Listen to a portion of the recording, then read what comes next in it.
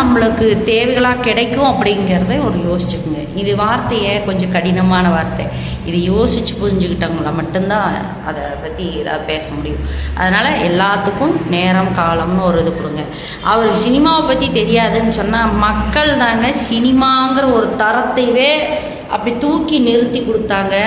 இன்றைக்கி சினிமாவில் இருக்கிறவங்கள மக்கள் மனசில் இடம் பிடிக்கணும் அப்படிங்கிறக்கு அந்த இடம் கொடுத்தாங்க பார்த்துங்க, அதுவும் மக்கள் தான். அதே இடத்துல இருந்தால் இப்போ அவர் அமைச்சராக இருக்கக்கூடியவரும் வந்திருக்கிறார். அதனால் நான் என்ன சொல்கிறேன்னா, உங்களுடைய இதில் என்னென்ன கோரிக்கைகள் இருக்கோ அதெல்லாம் வைங்க.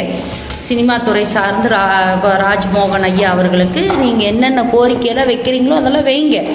அது அவர் சரியான வழி நடத்துதல் இல்லைன்னா மட்டும்தான் நீங்கள் கோழு குத்தம் பேசுகிறதுக்கு தகுதியானவங்க. சரிங்களா? நீங்கள் சில விஷயங்களில் வைராக்கியமாக இருந்தீங்க, ஒரு விஷயத்தை பண்ணினீங்க அப்படிங்கிறதுக்காக எல்லாருமே அந்த வைராக்கியத்தை பிடிச்சிக்கிட்டே ஒரு விஷயத்தை சாதிக்க மாட்டாங்க. சிலர் ப்ராக்டிக்கலாகவே சில விஷயங்களை சாதிச்சுட்டு போயிடுவாங்க. நிச்சயம் அது சினிமா துறையில் நடக்கும் அப்படின்னு நான் நினைக்கிறேன். ஏன்னு கேட்டால் அதிகப்படியான டிக்கெட் வேலை, சாதாரண எளிமையாக இருக்கிறவங்கள போய் பார்க்கணுன்னு நினைக்கிற கூட பார்க்க முடிய மாட்டேங்குது.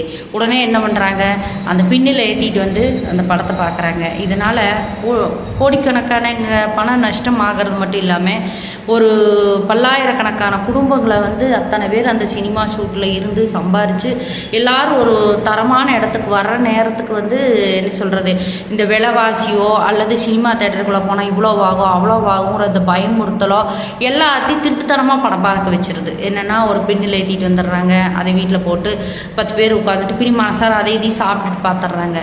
சினிமாவுக்கு போகணும், அந்த இடங்களில் சந்தோஷமாக இருக்கணும், நல்ல ஒரு என்ன சொல்கிறேன் என்ஜாயபுளாக நான் போனேன், நான் பார்த்தேன், வந்தேன் அப்படின்னு அந்த மனசில் இருக்கிற பல வழிகளை வந்து ஒரு காலகட்டங்களில் சினிமா தான் ஆக்குபை பண்ணி அந்த வழிகளையெல்லாம் விளக்கிட்டு இருந்துச்சு. அன்றைக்கி டிக்கெட்டினுடைய விலை சராசரியாக ₹1 எனக்கு தெரியும். சரிங்களா? ₹1 எனக்கு தெரியும். ஏன்னா அப்போ வந்து நாங்கள் கோயம்புத்தூரில் சிவசக்தி தேட்டர் இருக்குது, சண்முகா தேட்டர் இருக்குது, அர்ச்சனா தர்ச்சனா இருக்குது, ராகம் அனுபலவி இதெல்லாம் இருக்குது. இப்போ அதெல்லாம் சொல்லுவாங்க வசதிக்கு தந்துட்டு, அங்கே போனால் ₹2 ஆகும்பாங்க, இங்கே இருந்தால் ₹1.5 பார்த்துக்கலாம்பாங்க. அன்றைக்கி ஒரு தட்டை முறுக்கும் கூட 4 முறுக்கு ₹1 கிடச்சிது. அதுக்காக நான் வந்து ₹1 வீங்கன்னு சொல்ல.